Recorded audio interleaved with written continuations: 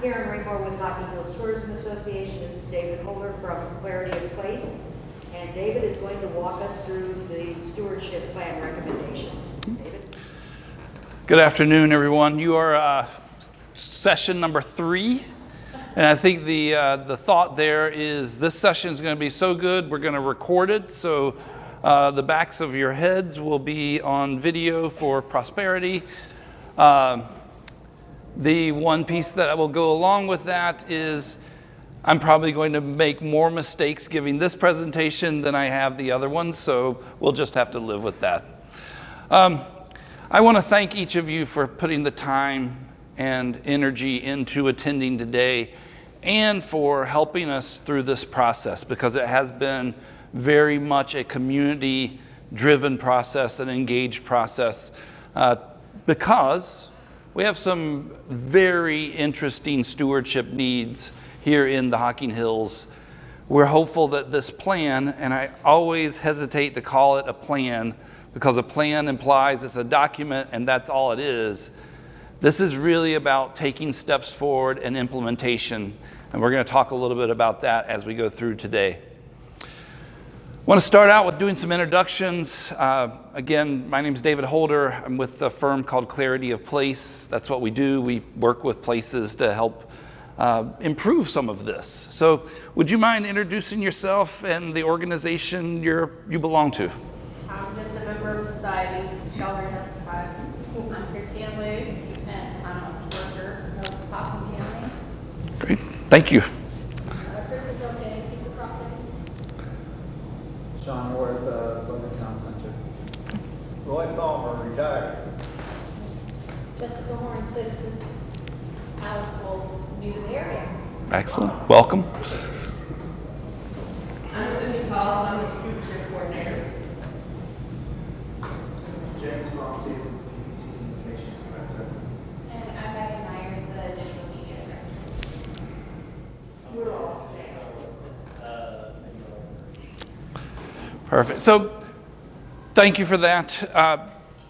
We're going to go through a little bit of the background for this and the purpose for this destination stewardship effort. We're going to talk a little bit about the inputs and the considerations that were examined as part of this. I will say, and you'll hear this again, tomorrow we are going to be doing 2 deeper dives into the data and some of the findings along the way. We didn't want to force you to sit through a 3-hour presentation. I didn't want to have to give a 3-hour presentation, so we're doing this in blocks, and we're hopeful you'll come back out tomorrow for that. Regardless of whether you do or don't, we are providing the report as it stands right now as a takeaway. That's your gift for today. We are encouraging, oh, Karen, go ahead. If you make sure and leave us your email address when you came on the board, when you came in, then we will also send you, if you can't be here tomorrow, we'll send you the plan that includes the appendix that is this deeper data guide. So just make sure we have your email. Thank you. We are also, as we go through this process, taking input and making adjustments. This is not a plan that is hard and rigid like the floor we're standing or sitting on.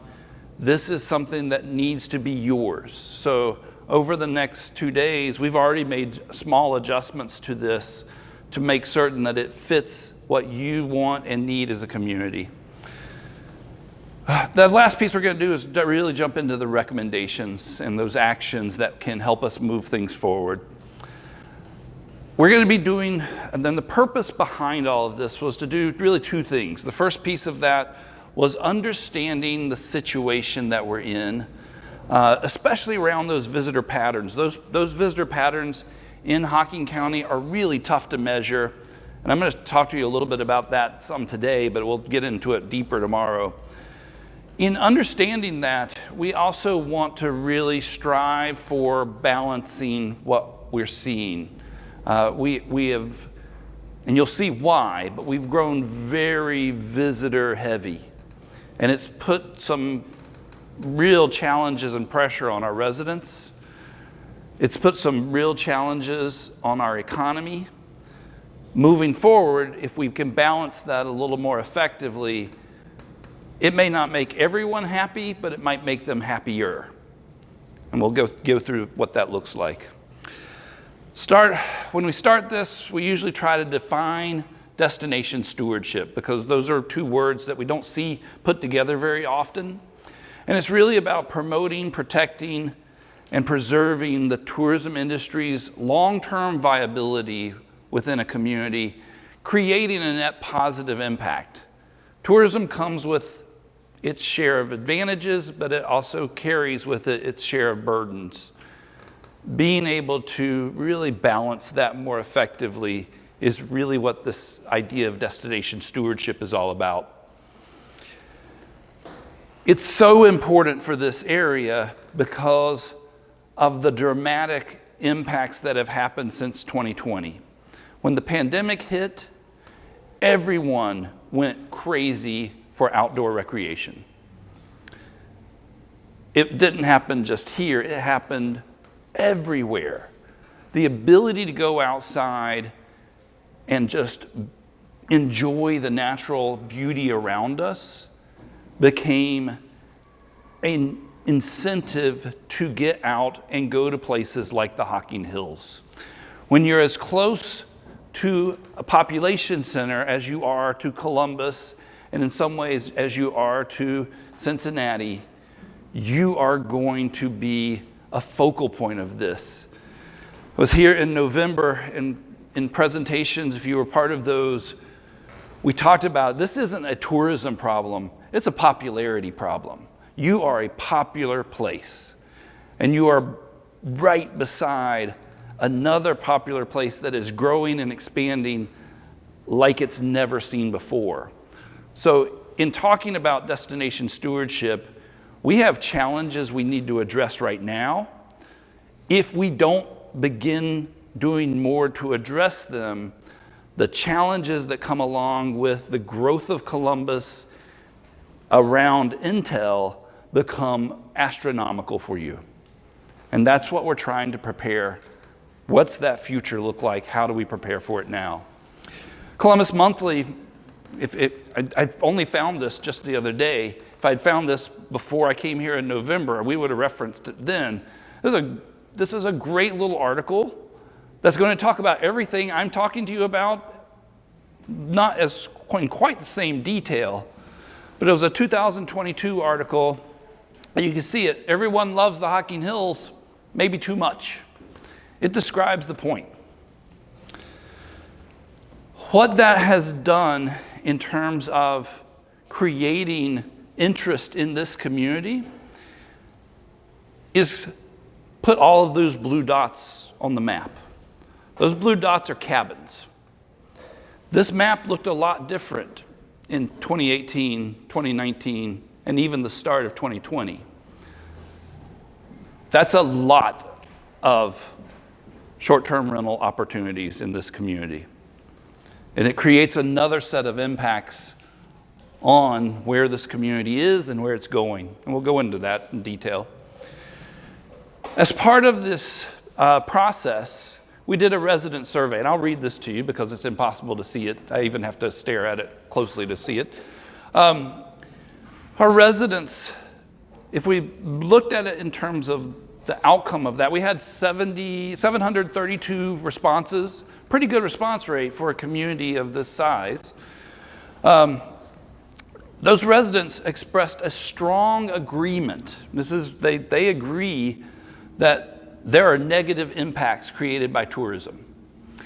And I'll read you a few of those lines. So if you see anything in green means that those residents either strongly agreed with it, the dark green, or they agreed with it, the lighter shade of green. The first one was a poor behavior of tourists causes more crime, noise, and disruptions in residential areas. There was pretty solid agreement to that. There was even, apparently there was agreement outside. There's even stronger agreement with the notion of rapid tourism growth is damaging the environment and burdening our first responders. There's even more agreement with the growth of tourism, and the popularity of the area is causing prices to rise. And the final piece of that is tourists add to traffic congestion, traffic safety, and parking problems. We asked these same questions of our stakeholders, and we got, I think it was 132 responses to that. Our stakeholders said something similar. There's some acknowledgement of we do have challenges that are created by the visitors coming here. But we need those visitors. Our economy depends on tourism. We are a tourism town. Whether we like it or not, that is what we are. Our county and our municipal bills are paid by visitor dollars. I know they're also paid by property tax, but remember, our tourism businesses also pay that property tax. When we asked our residents about, do you see positive impacts from tourism, there was strong disagreement to those aspects. In other words, you ask me a question, I don't agree with that. So the red bar is strongly disagree. The orange bar is disagree. So we put both of those into the disagreement areas. Looking at that, the short-term rentals like Airbnb, VRBO, etc., provide economic opportunities for residents. Strong disagreement there. But there was also agreement. Again, the green bars are, I do agree with that statement. Without tourist tax revenues, residents would pay higher taxes for government services. Relatively strong disagreement there. My household standard of living is higher because of the money tourists spend here. And I want you to hold on to that statement because we're going to come back to it. Very strong disagreement in that particular category. The last three, residents have more places to go, events, dining options, etc., because of tourism. We have businesses that are here because of tourism that would not be here and would not stay afloat if it weren't for our visitors coming in here. And it's a reality in a lot of different communities. Our population simply can't support the various options of what we offer. Without revenue from tourists, some locally owned businesses could not stay open. Visitor activity encourages new businesses and provides job opportunities for residents. I'm not sure that, and that last one had more agreement than disagreement. So our residents do see that some of this is there. We're going to go into this more in detail tomorrow. In fact, we're going to show side by side the resident and the stakeholder viewpoints on this. And you do see there's some areas where they are on complete agreement, and there are some areas where they are very much in disagreement. All of this has created a gigantic list of concerns. And I don't even know that I need to read this list. You live with this every single day. There's an affordability of real estate. That's a challenge here. There's the ease of mobility and access of our public safety. There's trash and waste concerns, the care of our natural resources. The list goes on and on. You are really challenged by the influx of visitation that's happened here. Second takeaway I want you to have from this is all of these issues, it's impossible for one organization to tackle them. This is a situation that's going to require an enormous amount of collaboration across the community. And that means breaking down communication barriers across multiple organizations. We'll get into that in a few minutes. To build this, we looked at a number of different things. We did a destination assessment, really understanding what are the patterns and trends that are occurring here, and how are our visitors impacting some of that? What's the growth of the industry? Hocking Hills has been a tourism destination for decades. It changed dramatically with the pandemic, and it shows no signs of stopping as Columbus continues to grow. And we're not going to blame Columbus for that. It's a reality of our location. We also looked at policies. a lot of this destination stewardship challenge here in the Hocking Hills relates back to policy challenges. And those policy challenges have been there for decades. And it's one of those areas where, as much as we'd like to pay for something to get ourselves out of this, we can't. We actually need to change policy. Second item, or the next item on the list is there are a number of current initiatives that are addressing destination stewardship. And we need to acknowledge those and build off of those. But you've got an actual great success story building here that needs more attention and needs to be spread further. And we'll go into that. The next piece that it leans on is this community engagement. I've been so impressed with this community's interest in this and turning out both businesses and residents to talk about solutions. I think in some cases there's that need to, I need to just get this off my chest. In other cases, there's a willingness to really work together. And we don't see that in every community out there. We did learn a lot from the resident survey. We did learn a lot from the stakeholder survey. We also looked at a few other places, places like Gatlinburg and Sedona, Arizona, places like Fredericksburg, Texas, that has a large state park and is really easy to access from Austin, Texas, and San Antonio. They have some similarities. They also have a lot of differences. And when we look at those comparatives, we learn a little bit more about what we don't want to be. We also learn a little bit about how do we make certain that we stay we do stay in the lanes that we want to be in. One of those scenarios that we can examine, and we can certainly provide more information on this, is Sedona. Sedona actually did away with all tourism-related marketing and preparation, and they got really challenged to pay their bills. Their businesses did, and their government did. And now they're having to take a few steps back to figure out how to move things forward. So we don't want to be Sedona. Nice place to visit. So again, if you're interested in data, come out tomorrow. We'll be right here. We're waiting for you. One of those pieces of data that I did want to show off today was this crazy chart. It's not an EKG. It is the travel patterns that we see here in the Hocking Hills. This is based on geolocation data, and so we can only really use this for trends right now, but it shows us this level of seasonality, and it shows us this level of real critical peak periods and very concerning down periods.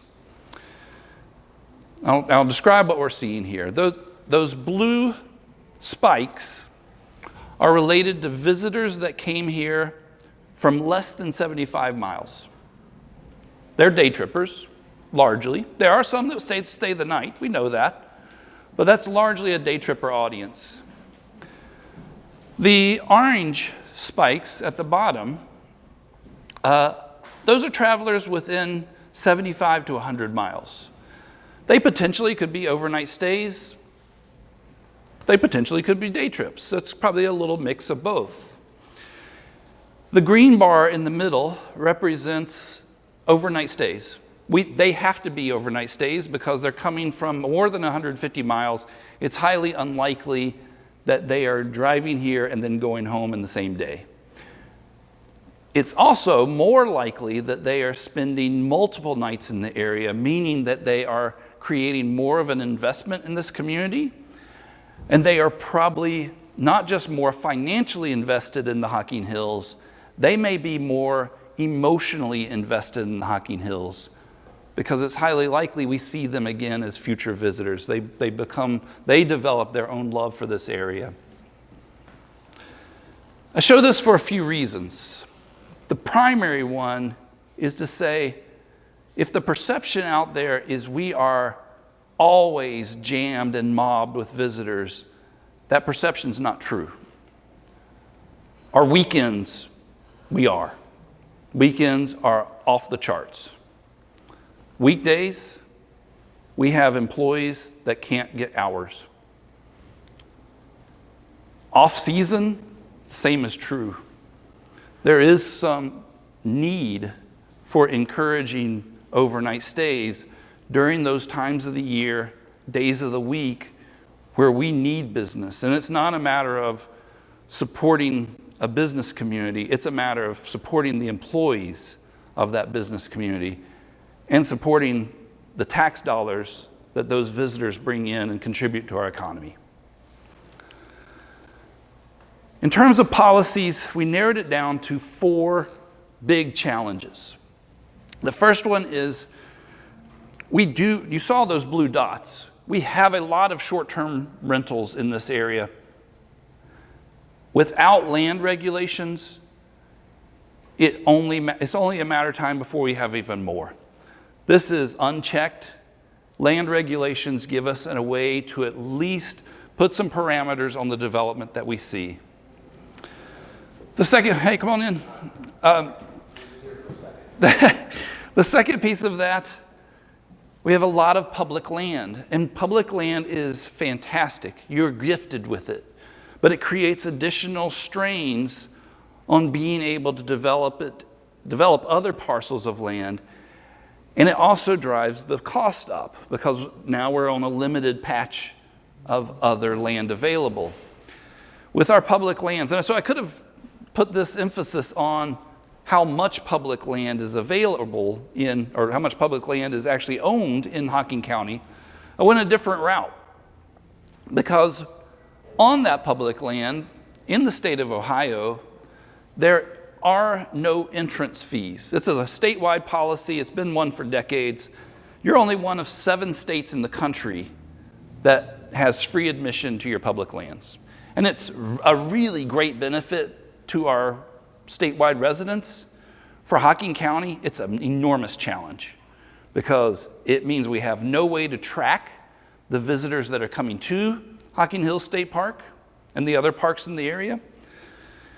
It also means we have no way to manage that visitation, that visitation's coming here, and it continues to grow, and it will grow. People's interest in outdoor recreation continues to grow.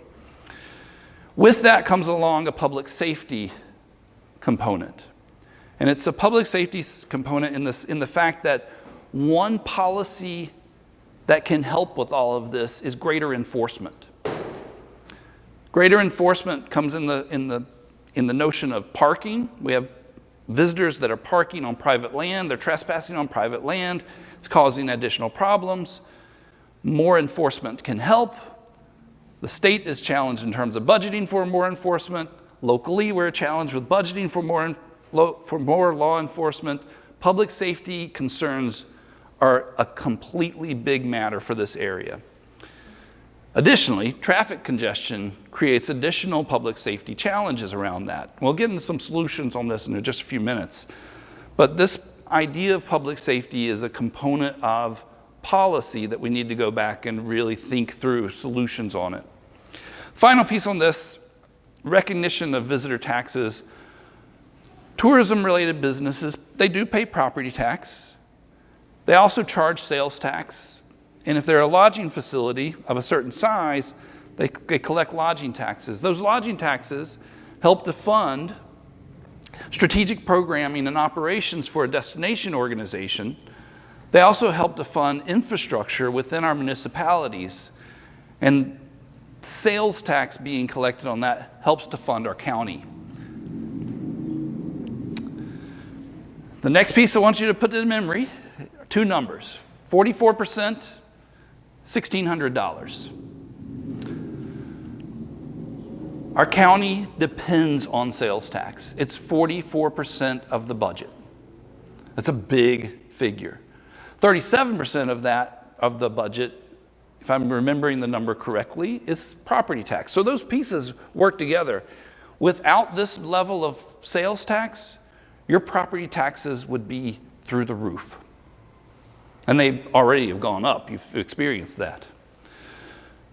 However, because of tourism, Each household in Hocking County saves $1,600 that they don't have to pay in taxes.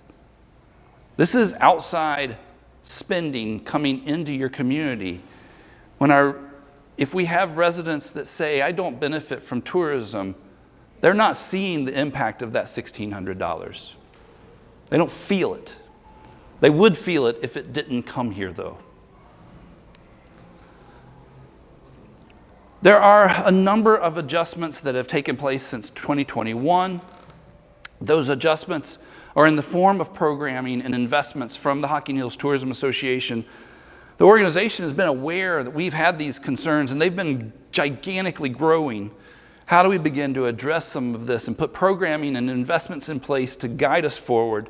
The first step of that was partnering with Leave No Trace, an internationally known, recognized brand that looks at destination management and looks at ways to begin to address visitor behavior.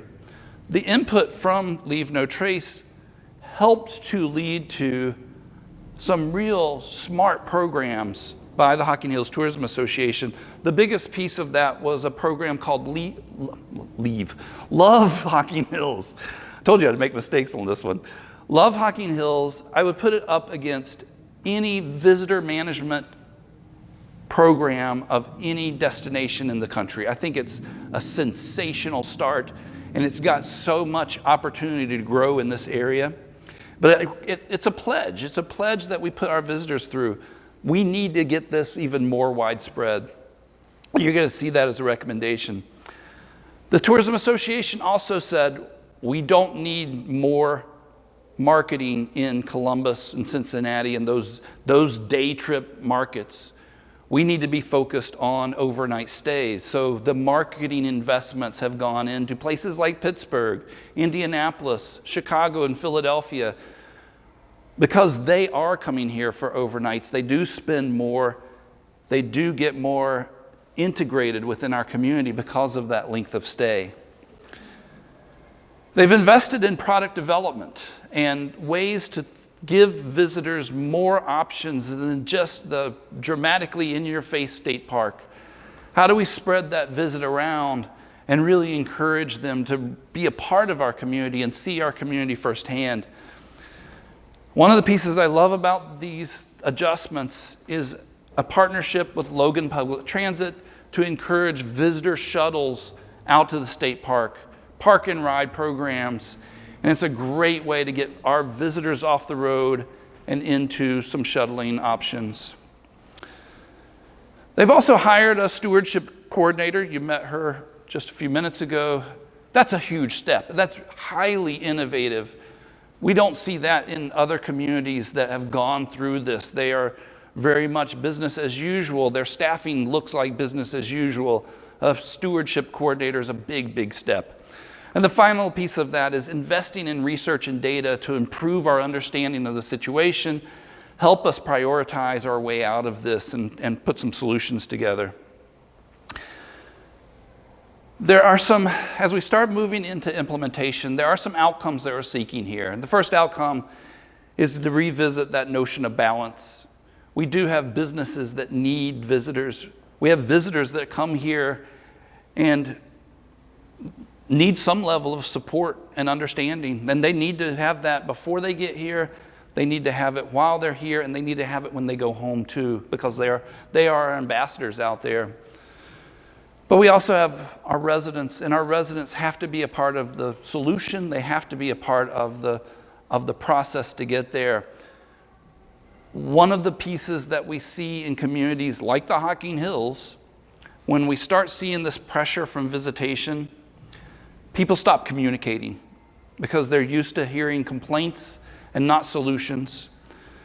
So if our local government is not communicating on what they're trying to accomplish and how they need help accomplishing that, and our residents are only talking about the challenges they've encountered, and our businesses are only talking about the ups and downs of business, somehow we've got to bring that together, and communication has to be a big, big piece of this. We also have to get a handle on our short-term rental supply. It has grown out of control. It's a source of many, many challenges. The environment that we do business in now is very different than the environment of 2017, 2018. It's a very easy process for an out-of-area owner to buy a short-term rental or property, convert it to short-term rentals, and there's a financial benefit to that too. We don't have any control on that. And until we do, it's going to continue to happen, regardless of the price of real estate here. It puts more strain on our own residents as we move things forward. The final outcome that we're hopeful for out of this is to understand that positive impact of tourism, economic. This is an economic piece. We depend on it in this community. We depend on the dollars created by this and the jobs that are created by this. One of our challenges, and it's a threat that we've listed in our SWOT analysis, one of the challenges, we do have components of other parts of the economy, but they've been so greatly surpassed by what tourism drives for this community that it's hard to see them.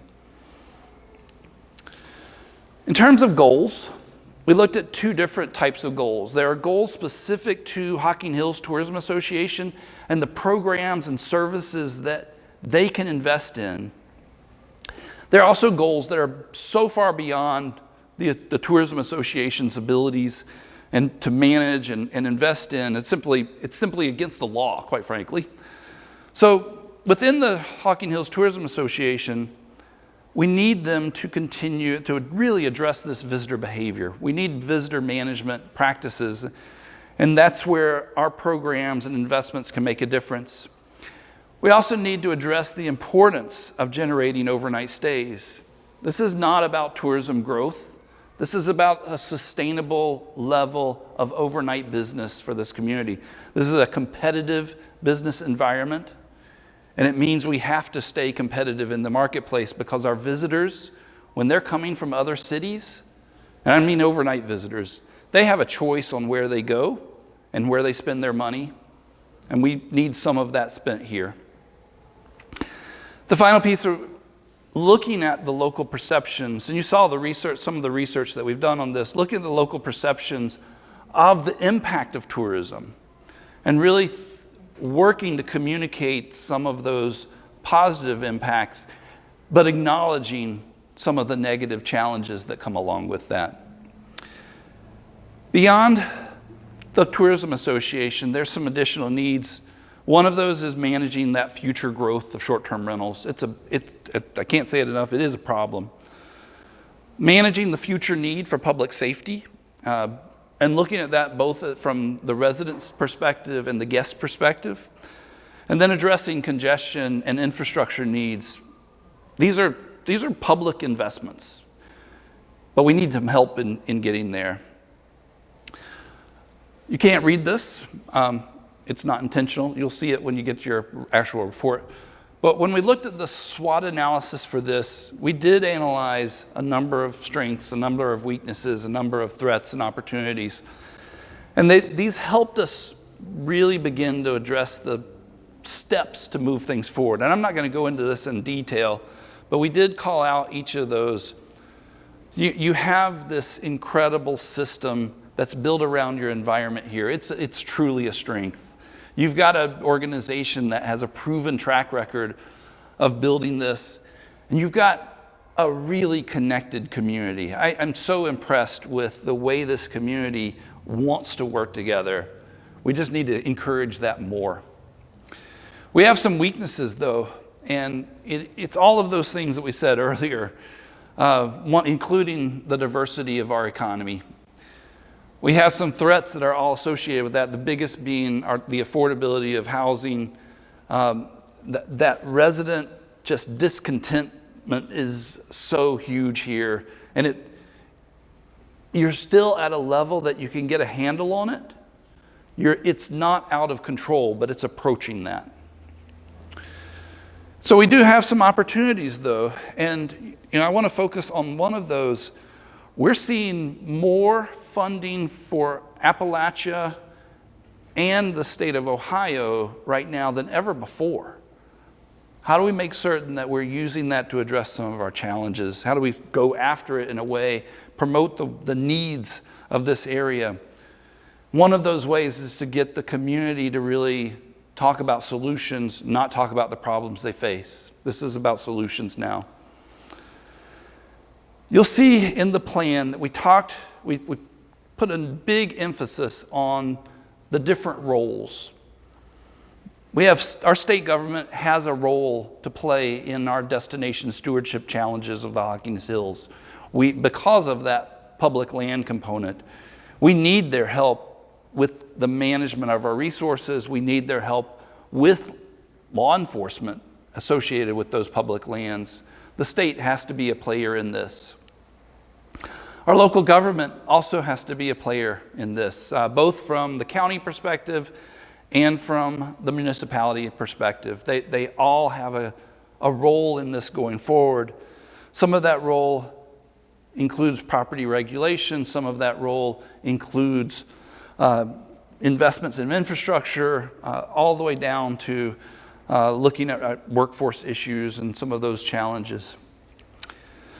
The Hocking Hills Tourism Association has a role in this. We do have to sustain and continue that tourism economy.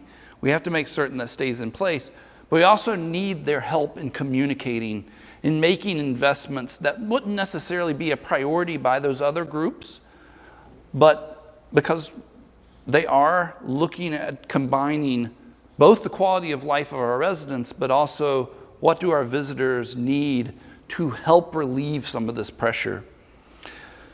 Some of that does go back to the idea of investments in transportation resources like the shuttling services. Some of that comes back to an educational environment and supporting our businesses and our residents with more educational resources. Final piece on this, and I think this is actually the most important of those different roles. Our stakeholders and our residents have to be active in this process. It can't be a matter of someone else will handle it. It's got to be a matter of I need to roll up my sleeves and make certain that I'm a part of this. And over the next few months, we know our businesses are going to be heavily distracted by their own business because it happens in this peak season. So we've got to make certain that that engagement is allowed to happen over time, but it really gets at a different level post-October. And we need to hear the success stories at the same time that we hear some of the challenges. Those success stories don't often make it to our elected officials. They hear the problems. They hear the problems almost too much, that the problems become almost all-encompassing. They don't hear the positive stories, and they need some of those because it actually helps to provide both sides of the story. And you do have both sides of the story here. So let's get into recommendations. The biggest recommendation for this community is truly working together and we're not saying it needs to be a formal organization, but it does need to come together and be convened. This Destination Stewardship Collaborative gets all of those different parties into the room and starts really working through the advocacy needs to address those policies that we talked about earlier. The great thing is there's already momentum happening in some of this. The county's doing a lot of work around understanding the options for zoning. It's not saying this is the way it's going to be, all other ideas have to go out the window. It's allowing people to really have a part and a role and participate in the process. That's only part of the story, though. And so really thinking about what do we need from the state? How do we collectively go to petition for our needs as the Hocking Hills to ensure that some of this begins to change? And we can get a handle on managing some of those policies that feel impossible to manage right now because there's so many other players involved. So this is a forum to communicate. It's also a forum to hold organizations and individuals accountable for the next step. If someone says, I know a certain state legislator, I'm going to go talk to them, Did that conversation take place? What was the outcome? What support do you need in that conversation? Do we need to have more voices that are heard for that? Do we need to have more people in the room as part of that conversation? This is true advocacy.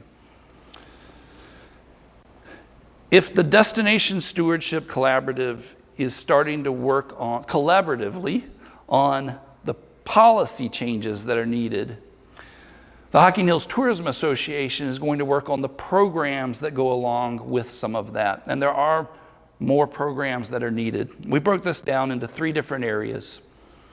We need to encourage respectful visitor behavior. Part of this is the responsibility of our guests. How do we help them better love the Hocking Hills and not love it to death? Second piece of that is convening those collaborative engagements. The idea of a destination stewardship collaborative is great, but if no one convenes it, it doesn't happen. Everyone stays in their lane, they stay in their silo, they do not cross-communicate. We do feel like part of that beginning process lives with the Hocking Hills Tourism Association. They're not running it, but they are convening it. They are gathering the people together. And you may even be part of that process. And then the final piece is presenting the value of tourism. There's a lot of communication that doesn't get out there on what tourism delivers for this community and our reliance on it. There is a reliance on this industry. So we've got to present that in some different ways, some very visual ways. We're not going to convert everyone to understand that, but if we shift things even a small percentage-wise, it does change our ability to help and work together more effectively. In each of these, we had a number of expected outcomes. This is what we seek. This is the vision behind it. That our overnight business becomes more consistent across days of the week and times of the year. That's not saying that we're going to grow tourism. We're focusing on times of the year where we're really limited. We want all of our travelers to treat the Hocking Hills with care and respect, and we also want to see an ease up on congestion in those key traffic areas. We've pinpointed those. We know what they all are. You lived with it for years. Now we continue to really focus on those. We have 4 strategies to help us with that, and I'll go into a little bit of detail on those. Overnight guests have to continue to come here to help us pay our bills, to keep our hourly employees employed and give them the hours they need. Part of that, though, is looking at those times of the year where we do need growth. We do need a little bit more business. This is not saying we're going after 100% occupancy in Hocking County. This is saying where there's a sustainable level out there that we can achieve. But right now, our peaks are very, very high, and oftentimes our valleys are very, very low.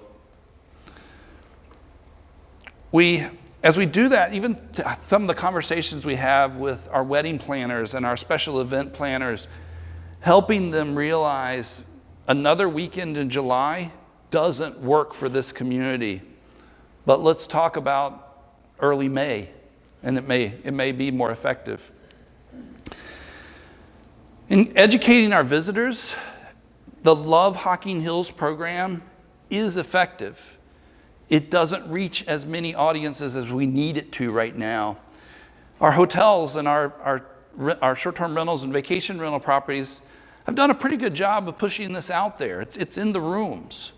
It's in the common areas. What's missing in that is our day trippers don't see those rooms and common areas. So we need that in other businesses. We need it's a part of that restaurant scene. It's part of our gas stations. How do we emphasize the desired behavior we want in Hocking Hills to those day trippers? Part of that is using our Columbus media opportunities. We know the Hocking Hills Tourism Association is going to be invited multiple times during the year to come in and talk to a news channel, a radio station in Columbus. It's not an open invitation to come here. It has been in the past, but that was pre-2021. Now we want to welcome you, but we need you to really care for our area. And it's a really different message. Encouraging visitor use of shuttling is really important, and it's another one of those communication pieces that we're going to need help on. But this needs to be spread out through our business community, touching our visitors to make certain they are aware this shuttling option is there for them, and making certain they feel confident that it will be there when they are ready to leave. And that's always that challenge that we have with shuttling. If it helps me get there with ease, I want to be assured that it's going to allow me to leave when I'm ready.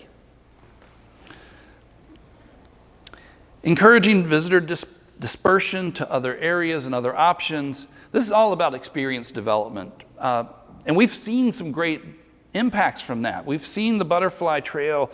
We've seen, if you walk down the street and pass by the Children's Museum, that's an outcome of some of this work.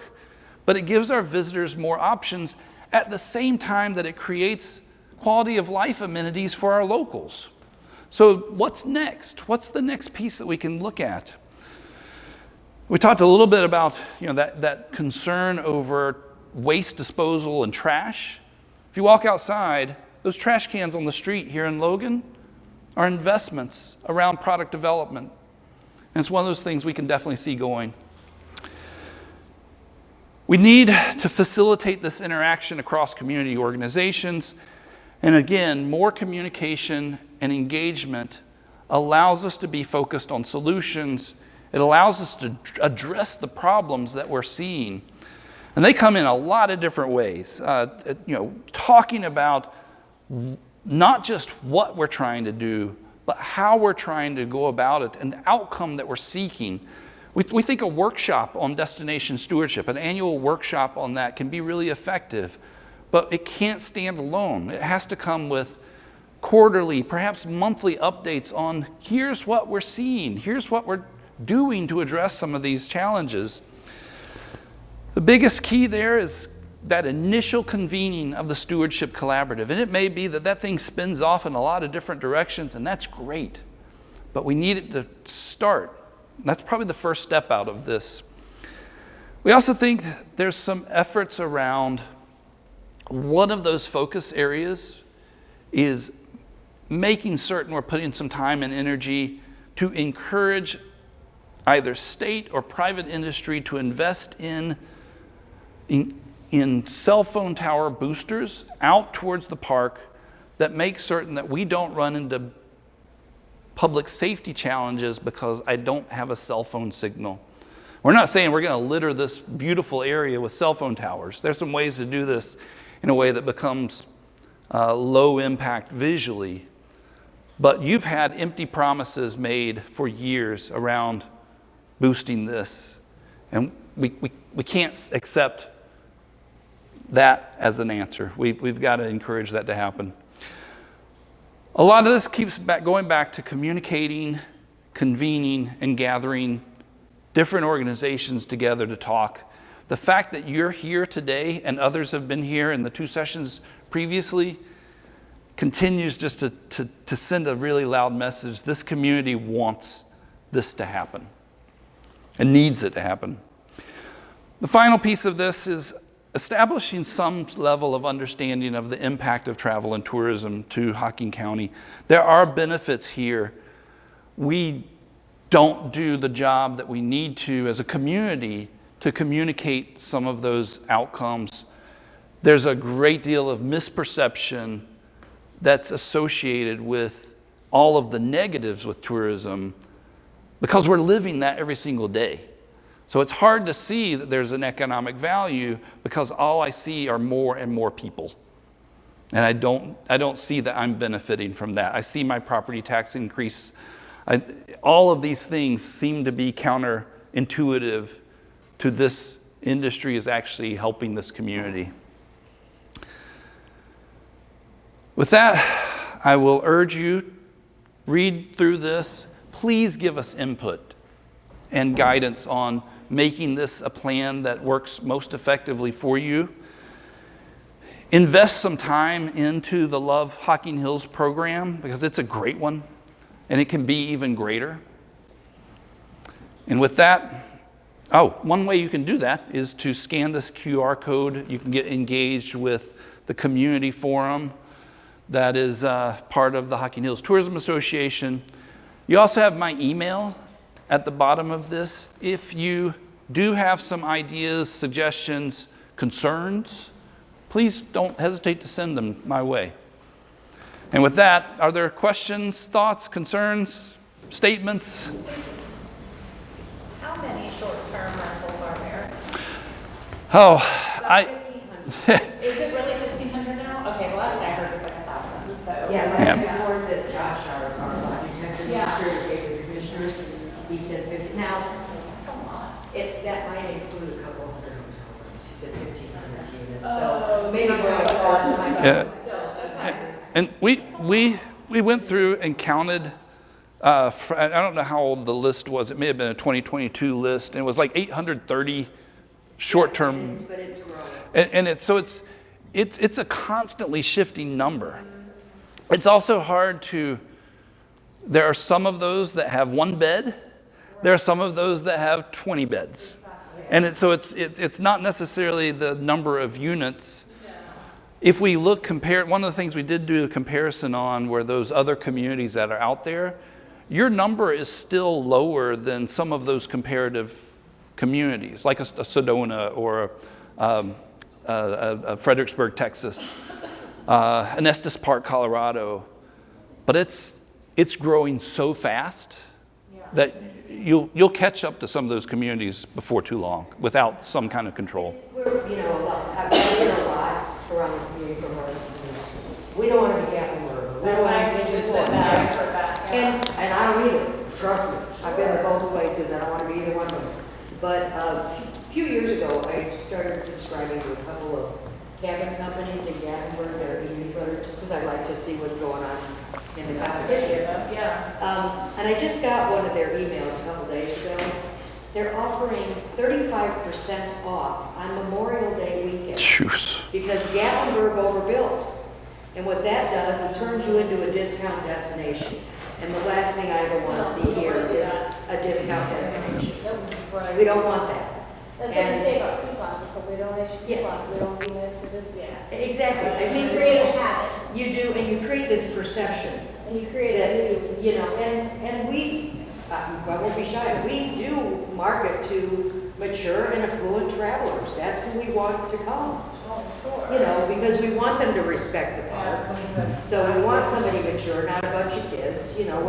When spring break comes, we're not marketing to college kids, absolutely not. Families, because this is a great location for families. So what do we have to offer for college kids? Yeah, really. We have things to offer for families, not college kids. Not the ones that want to go get naked in Florida on the beach. What kind of coordination has there been with the downtown plan that I see coming?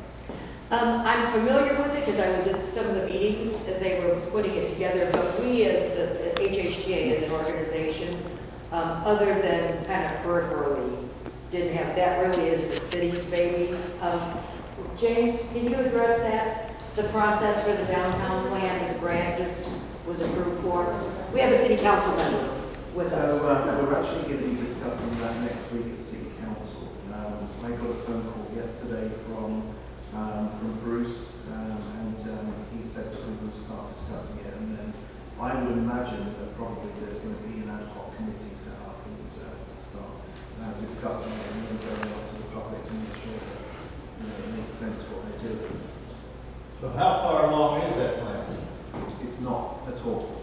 No.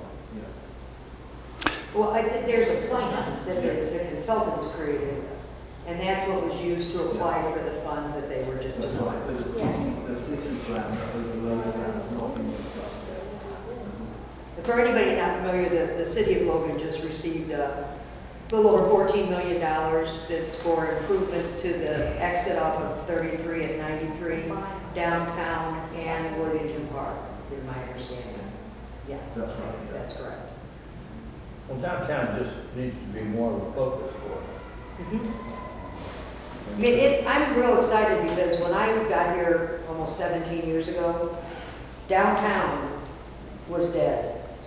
People would say to me, well, how do we get some of those, million tourists from the park to come downtown? Yeah. And my answer was, well, nobody goes on vacation and says, gee, honey, let's renew our driver's license. and that was kind of all you could do downtown at that time. So now that we have shops, now that we've got more eateries, we're starting to see, I'm noticing on weekends, a lot more foot traffic downtown. So, Yeah. People still walk up and down looking for something to do. Yeah. And that's, we ought to spend part of that 14 million on creating something for them to do downtown. and this building right here, this theater, will become the cornerstone for downtown when it's complete. And I think many people have known that for many years. But as the folks that are doing this renovation will tell you, it's a very arduous project. The goal of that project really is to create the backdrop so that businesses would want to come and say, hey, this is a great scene for me to set up in. And so then grows the experiences for the visitors and for the community members themselves. And they need each other, right? So if the community wants, a nice place to have a date and walk downtown, well, guess what? You need tourism to help keep those afloat too, because unfortunately, like you said earlier in the presentation, we just don't have the population to really support a lot. Yeah. So we need it. We need critical mass downtown, Right. but we also need community and we need tourism. And it's been proven in many places that if residents love a part of their town, so will visitors. There's nothing, it's very common in tourism that you want to live like a local or experience things that the locals like. In fact, that's some of the most influential marketing there is what locals say they want to do. So visitors want to, they want to enjoy the same things that our residents want to enjoy. We've done a lot of work with Fort Collins, Colorado, and it's a really different situation there. They aren't necessarily overly visited by travelers, but when travelers go there, they sense such a level of community pride, and you almost see this as part of their DNA. They'll walk into a business, and the first question will be, "Welcome here. What brings you to town?" As soon as they start to talk about, well, I came here for this, they start just barraging the guest with options. Well, have you tried that? And it's not a matter of, I want you to spend more money here in the community. It's, I have my favorites, and I want you to experience those because I love them so much. And there comes along with that a level of expectation that if I'm giving you my secrets, you better take care of them. Right. And I think that goes back to one of your recommendations, which was to kind of increase the awareness of the good stories. Not just what everybody's mad about, but what successes there are. That builds community pride a lot. When you could be, when you could say, well, but my community's accomplished this, and this, you're proud of it. And that, just like in Fort Collins, that comes across big time to our visitors. Yeah. And I've seen that just since I've been here, that the increase in pride in place is what I call it. But I've seen that grow. I think, Sean, I know you guys, Christy, you have too, that having businesses downtown, you've seen that as more people come downtown and there's more. You guys posted the best picture ever. It was from the pandemic, and the people were lined up outside, down the street, all 6 feet apart, like we were supposed to be. And thank the community because, not every restaurant was lucky enough to survive. One thing that sticks up in my mind is I feel like, did we lose a restaurant? I don't think we did. I don't either. And I think we all communicated, the restaurant community did. Me and Sean talked every day. We talked to Mike or Old Dutch. It's just where that communication really comes in. I feel like the existing local shops, we don't see each other's threats. Yes. We actually do work together. Well, and see, that's one of those success stories that needs to be communicated. That the fact that in a lot of communities, I'll go online to a place I visited years ago, and maybe there was a restaurant. I can't tell you how many of them had just said closed permanently. They did not survive the pandemic. So the fact that we didn't lose any, that's huge. Well, but it makes me sad though in a way because I see local and county governments. I don't feel like the communication is there between the local, the county, and the tourism association. Three huge organizations that really need to communicate. I don't see it, and I'm not faulting anybody, but I don't see the communication.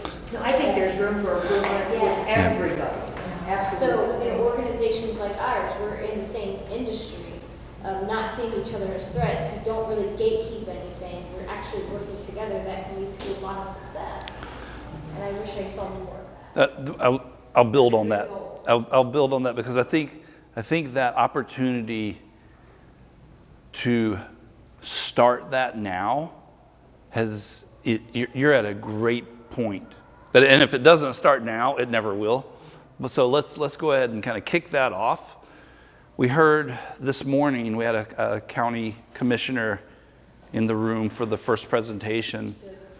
And we heard, I wouldn't say it was a plea, but it was an admittance that we need help. We don't know what the solution should be. We need input and help. All we hear are the negatives and the problems. And when the only thing you hear is negative, it turns everything dark. So being able to talk a little bit about those success stories and the needs of the business community, the needs of how that looks going forward, if you can leverage this plan as kind of a kickoff to some of that, the plan was successful. But it really does take individuals coming in with an appetite to listen and not just complain. Yeah. I don't know if you can answer this, but can you deny or, confirm the rumor of the water park they're thinking about building on 93? I have not heard anything about a water park. I've had a lot of people ask me about the water park coming to Logan, and I'll be honest, nobody has talked to us, not so. And I can't find anybody that has talked to anybody. I have a feeling it would just be a rumor. Would I be upset? It depends on where the water, if they want to do a water park. Yes. You do it off of 525, where it's, and maintain on city water and sewer, because you don't want that on a well and septic. It would certainly help in off-season to bring in, to attract visitors during off-season. They want to build it out across from Old Man's Cave. I am dead set against me. So I'll tell you, when you hear rumors, don't believe the rumors until you see that sign on the I don't sign. Exactly. Here's why. In our transition, buying Pizza Crossing, every single day was a damn roller coaster. I mean, it was the day before we were thinking about not doing it. So you see that sign. Because I don't hear a lot. My other thing. So it was interesting that you asked that question, and that's the first I've heard the mention of the two words water park. Although I'm at lunch today, and I'm thinking back on the first two presentations, and I'm going, all right, what are there different ways to tell the story? And part of the story on the land regulation challenge that we have, if someone wanted to come in and build a water park in the county, there's nothing stopping them. I got a 2,000 square foot house, 2 doors down, from be smaller than my house, on 5 acres for sale, $800,000. Yes, I saw that. And I'm like, are you kidding me? And they'll probably sell it. Yeah. Why would they sell it? Yes. Yeah, Just sitting on 5 acres and they can add another, 6, 7 cabins. Yeah. So go to your next question. My other question is, do we begin at our township meetings? Is that where we begin to build them up to get to our city council meetings? Because you have to get the townships involved, because that's where it breaks down to, is there. And getting past that mindset, sometimes it's negative, sometimes it's positive. Yep. But trying to get those township people that we voted for to get involved in this, because a lot of, not to throw my husband under the bus, but a lot of his is negative, like, you don't want to get involved. It affects you. It affects, speaking of involved. It affects you on that level when you're, when the people in your own house, it affects you because you're in this city. Yeah. So you can't have this mindset, I'm not going to get involved. It involves you. It involves you at some level. Yeah. Whether you're, I live in the city of Logan, and, obviously, because of my job, it very much involves me. But even beside that, my neighbors in the subdivision where I live, they consider that this affects their lives, even though they don't work in tourism, they're in education. Right, it does, at some level. It starts with every single one of those groups, which sounds like a really daunting step. But one of the things that is part of the Hocking Hills Tourism Association component of this is not just convening those conversations. It can't be a part of all of the conversations that need to happen. But what the association can do is provide toolkits that allow you to tell that story, that kind of erase some of the rumors are always going to be out there, but they start to erase some of those rumors and give everyone talking points on, here's what we're trying to do. How can you help us? And that's more solution focused than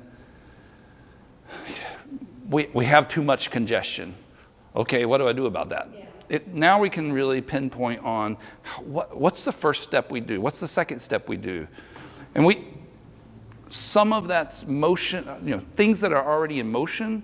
Some of this, though, is not in motion at all. And so it's a matter of introducing the concepts. There are, and we've heard this from day one working on this, there are barriers right now that are us versus them. And some of that's municipal based. That you start to ask, how are you spending this money? Why do you want to know? And that's a very knee-jerk reaction. I want to talk a little bit about our destination stewardship efforts and how do we get your community engaged, and create it in a way that allows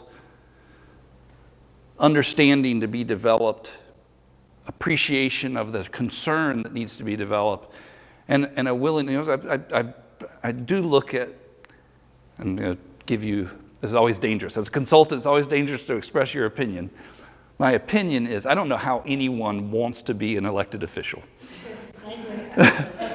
With that being said, there's so much pressure on elected officials to try to be experts in everything that...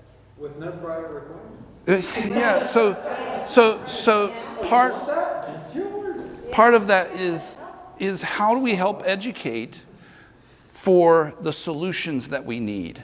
Because right now it looks like a budget, and it looks like, and all I hear are budget requests. I need to help me determine how to be more effective as an elected official. Right. And how do I do things on behalf of my constituents and my fiduciary responsibility to move things forward. And that sounds easy to say, but it's really, there's a lot of different distractions and noises that come through that process. Because every city wants to put a Band-Aid on the symptoms instead of the problem. Yeah. I'm not about doing that. I'm about going to the problem, fix the problem, and they'll fix the symptoms. We had I've got people that's willing and open-minded to do that. That's in every walk of life. Everything. We had a person, we presented this to the board of the Hocking Hills Tourism Association last night. We had a question around, why do we not have a workforce housing strategy built into this? And the response to that is because that's the symptom. Yes. The disease is we have a massive real estate problem. And until we get a handle on that, we can't specifically call out workforce housing because it's a housing issue regardless. Right. I just don't think that's a problem that's up to the tourism association. It's not. It's not. And Well, I have found out that I am to blame for your increased property taxes. The person who turns around in your driveway, that's my role. Yeah, you know, it's, luckily I'm old and thick-skinned, so. That's a zoning problem, and that's something that the commissioners and the county need to sort out. Yeah. I don't want to be in their shoes, but No, I agree. somebody understands. But I'm hoping as we develop this stewardship collaborative, that we have township trustees and city and county, that we have a good representation of government, because that's critical. And I hope you will be participating. Come on. It is. Well, I'm trying to find out where to plug myself into the concerns that I We're see. we got your email, right? Yes. Okay, because you're gonna be getting information, and I can't say this enough, but we really do need everybody to be willing to participate. You know? It's a community that changes things. And maybe all you can do is help share Facebook content when it goes up. Be sure to join that page, because that's where we'll be putting a lot of information. And, I know that everybody doesn't have unlimited amounts of time to sit in meetings. In fact, my idea of heaven is no meetings. So, Yeah. I know better than to anticipate or expect everybody to just sit through an endless amount of meetings. But if we all help communicate those success stories, steps that are being taken, that will help. Sean and I have a quick question. How does the sales tax correlate with the property tax savings, the 1,600? Yeah, the 1,600, will you elaborate on that just a little bit real quick? I heard the number you said, but I didn't understand what you were saying. So that includes basically all the different taxes that our visitors and the businesses that serve them pay into the county. Okay. I'm sorry, into the county and the state. Okay. So if we looked at that figure and we understood, and when there's a report behind this, if we understand the total taxes generated by tourism to Hocking County, then it allows us to back out, based on the number of households, that's additional taxes that are generated that our locals aren't necessarily paying. If they're a local business, they may be paying that property tax, but it's being collected on the backs of our travelers. Like, are you saying like the visitor that comes and buys a burrito to eat in, and they pay the sales tax on that somebody here local doesn't? I don't know. No. This is on top of what's being paid locally. This is visitor only spending, and how the taxes generated from that offset. Offset. There's a reduction because there's an increase in tax. If we didn't have. So if Is it gonna happen? we They're just saying, what it is, every year or every other year, the state of Ohio does these economic impact studies, and they're pulling the tax data right from the Ohio Department of Taxation.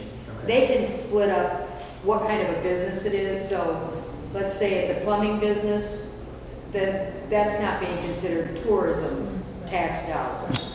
If it's a restaurant, it's tourism, if it's a hotel, obviously. So they separate those and tell us what that total tax impact is. And then if you divide that by the number of households, that is how you're coming up with what the savings is. Nobody's getting a rebate on their property taxes because of Is what it the way the visitor- state's determining property tax or No. factoring? What they're saying is, if you didn't have this much money coming in from the taxes that are being paid by the visitors, that money's got to come from somewhere, which means that your property taxes would likely be increased. They're saying we have a right to raise them more if we didn't get it from here. Okay. Is that what you're saying? Yeah, In order to. They weren't getting the $6 million of sales tax that, that a lot of that is being generated by tourists, and they got to come up with the money somewhere. I'll give you another side of this. So I live in upstate New York, in the county that Syracuse is in, where we have tourism, but we're not a tourism community. Our number is something like $476 per household. There are communities where the number is small enough that if I'm a household and I'm feeling stressed out by tourism, I'll write you a check for that, just keep the visitors away. Hocking County is not one of those. That number is super high. So the short-term rentals don't have an impact on property tax, or do they? They do. And there are a lot of loopholes that are out there right now. That's a big problem too, right? There's a lot of loopholes, so You it's, pushed out of your own house if you're on fixed income. yep, Yep. yep. You can own It is a your big own house. problem. You can own it. It's, you know, You're always renting. which is why the short-term rentals Yeah. issue was up. Just think about it. Thank you very much.